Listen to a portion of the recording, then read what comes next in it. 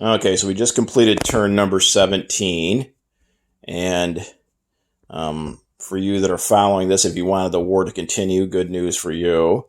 Rolled the dice for the ending, which is what you do starting on turn number 17, the July 44 turn. And rolled a 4 and needed a 2, a 1 or a 2. So the war continues. Not sure that's good news for the war-torn globe here, but for you guys that want a little more action in this Global 36 game, the war will continue at least for one more turn. So over here in Europe, the Germans and the Russians are gearing up for yet another major clash here. Both sides have brought a bunch of units onto the border with each other. So as of right now, the Russians have actually expelled the Germans from every Russian territory. So the Germans don't currently hold any land in Russia. The Russians actually even pushed back into East Poland here. So looks like the Russians are on the march a little bit, but a little bit deceiving. The Germans put down, they actually broke through with heavy armor tech. So they got their first 2 Tiger tanks put down there in Romania. I also broke out my Panzer Mark IV sculpts for their medium armor now. So some new German armor being rushed to the Eastern Front. And then in Warsaw, Germany's got a stack of about a dozen or so self-propelled artillery, about a half a dozen mechs, and about a half a dozen fighters. And then they've got stacks of other units just behind. There's a couple of stacks of about 8 mechs each, another 5 self-propelled artillery, and there's some medium armor and some mechs down in southern Poland. So even though Russia currently has ejected Germany from all of Russia's territory here, and they are moving stuff up, this big stack of men probably will fall here on Germany's next turn. And then here in southern Russia, there's not a lot. There's a couple infantry at the border with Romania and 3 cavalry at the border with that southern Polish territory. So both of those will probably fall. And as you can see, there's really not much of anything behind that thin crust of Russian defenses in South Russia. So Germany will kind of be able to run wild there. Now there is a force of Russians here with 3 heavy armor, about 5 mechs, and about 5 infantry just behind the border with Germany. And there's also some units coming down through the Baltic states. That's about 8 mechs, about 4 towed artillery pieces, and then 3 self-propelled artillery and some tacticals. So it looks about even, honestly. Germany's definitely going to push back into Russia this turn. So it's not like there's some kind of Russian juggernaut going on where they're just going to sweep through Poland into East Germany. That definitely isn't going to happen. Germany still makes, quite a bit more money per turn, about $20-$25 depending on the die rolls, because they each have wartime economy right now. So depends on how that goes, but roughly about $20-$25 more per turn. So I think Germany's going to be pushing back here pretty quick. Again, I don't think, even if the die rolls for the ending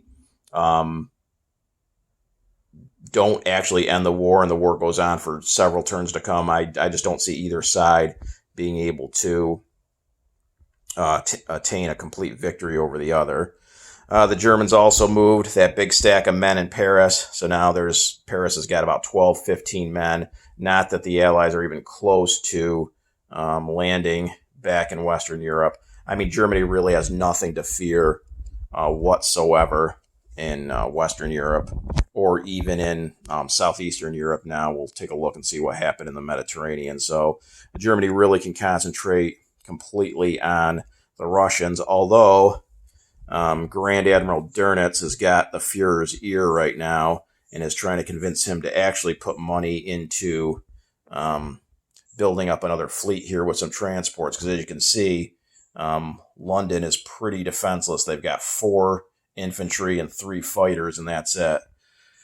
So even though Germany's got to keep the Russians at bay here in the east, they might actually drop down some transports. They've already got a big stack of men in Western Germany, so they don't have to buy infantry. They could buy a handful of artillery and, say 4 transports, and they could be in London on the next turn. So Germany might be spending some money on the Navy if the Grand Admiral has his way this turn. German U-boats continue to convoy here.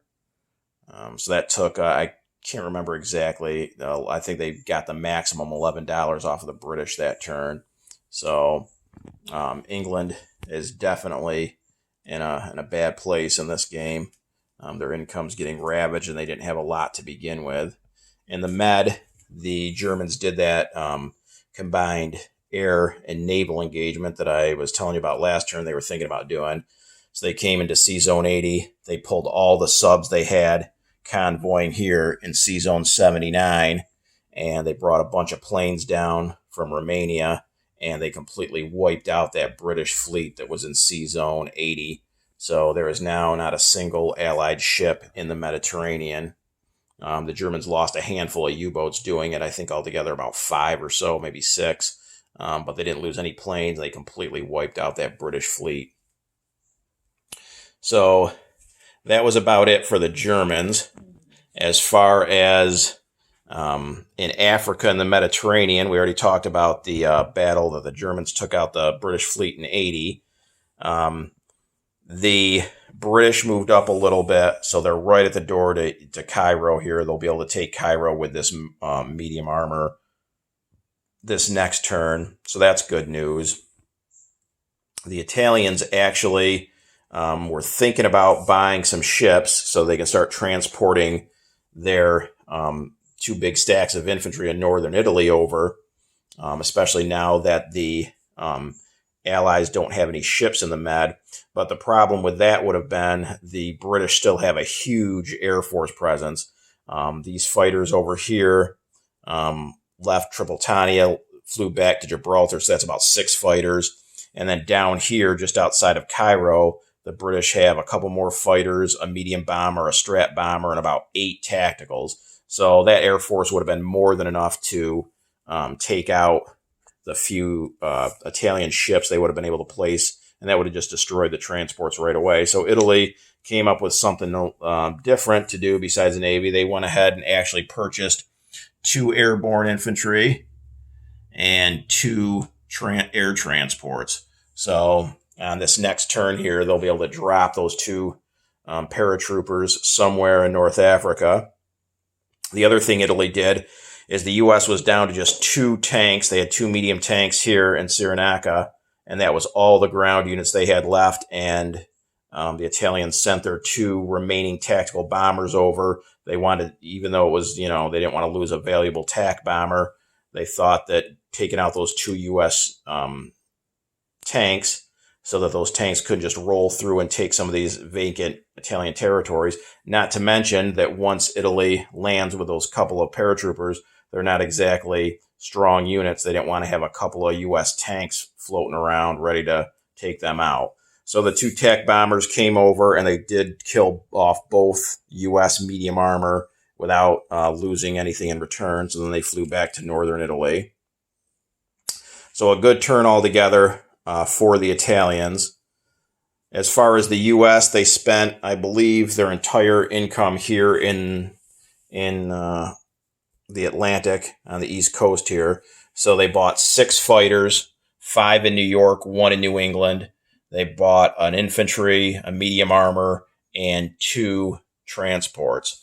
So on this next turn here, turn number 18, the U.S. will be able to load up these couple of transports with a medium and a light armor and 2 infantry and start to make their way, probably back over to Africa. I don't think there's really any point in them heading for Western Europe.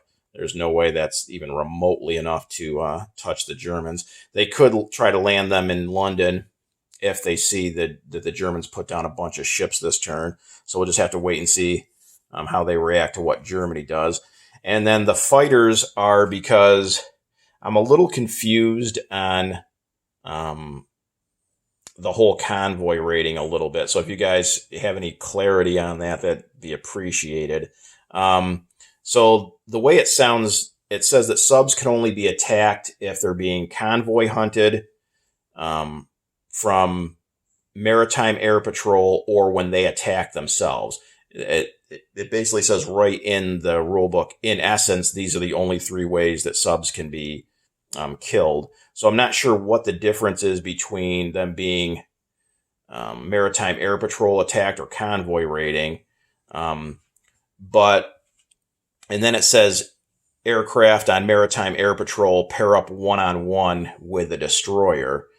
So if, again, the way the rules read to me is if you have an aircraft on maritime air patrol and you have like 5 subs in that sea zone, then even though you have an aircraft on maritime air patrol, they only can pair one-on-one with a destroyer. So then you would only be able to attack one of those 5 subs. At least it seems that's how it's reading to me. I'm not sure exactly. This is, again, completely different than Global 39, so I'm kind of just feeling my way through some of the more complicated aspects of the game. So that is why I bought the 6 U.S. fighters to send them on maritime air patrol, and that way they could pair up with 6 of the destroyers that were already on the board and attack those subs. Because just putting one aircraft out there, if that is true, they pair one-on-one with a destroyer. I mean, one destroyer is, in that sea zone right here, the Germans have about 8 subs, so that's not going to do anything. So bought the 6 fighters to pair up with 6 of those destroyers to go after those subs. Again, if you guys have any clarity on the whole, not so much the convoy rating itself, that seems pretty clear. You simply move subs into a sea zone that has these white dotted lines.